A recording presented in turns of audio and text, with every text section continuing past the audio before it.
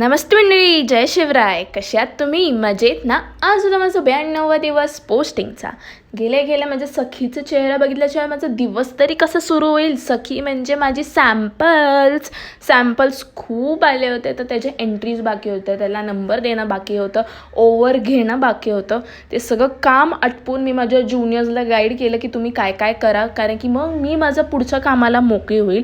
ते सगळं काम झाल्यानंतर मी घातले माझे ग्लव्स आणि रेडी झाले, कारण की मला माहिती आहे आता होणार आहे PBSचे वॉर. असे PBS येणारे 50-60 असेच नॉर्मल डेजमध्ये होऊन जातात. PBS होणार, मग ॲबनॉर्मल्स होणार, मग त्याचे स्टेनिंग होणार.